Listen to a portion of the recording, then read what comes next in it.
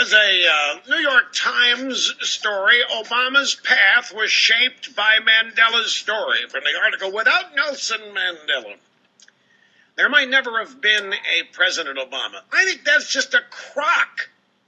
It would be no different than if they said without Barack Obama, there would never have been a Nelson Mandela. What is it with these? Why can't individual achievement stand on its own? Without Mandela, there might not have been an Obama. I'll tell you who's putting this. It's Obama doing everything and anything he can to link himself to Mandela. And the Clintons are the same thing. We got a nickname for them, the funeral crashers. I mean, they'll show up anywhere where there's a camera. And this kind of stuff.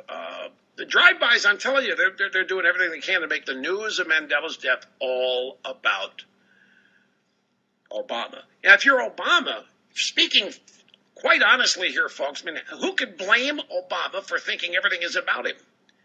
The media makes everything about him. Did you hear what Chris Matthews said?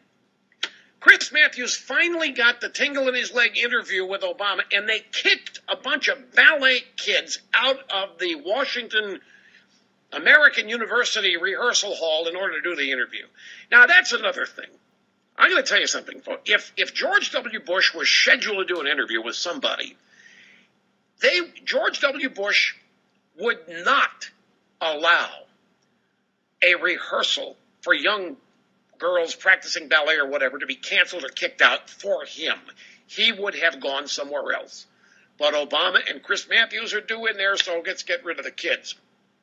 The kids had to move, take their rehearsal somewhere else. And Chris Matthews said it was great. He came amongst us.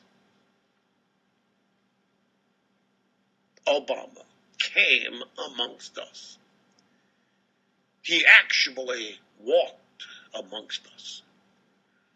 It's creepy. But if you're Obama and you're on the receiving end of this kind of coverage, I mean, you might be excused for thinking that you are the most important person in the world and that everything is about you, because this slavish drive-by media makes everything about Obama.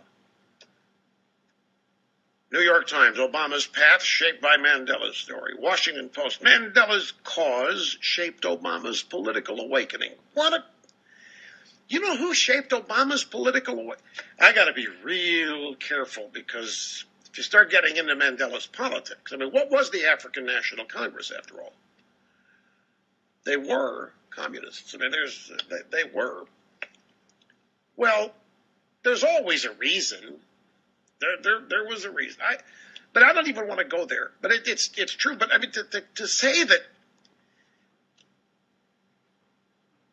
this is the soap opera. This is exactly what this is, the Washington soap opera. This is the hero. And I tell you, folks, that characterization that my buddy Andy McCarthy came up with, just perfect to describe.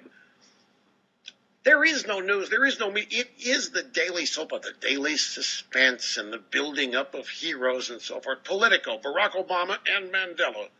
Inspiration. That's just the tip.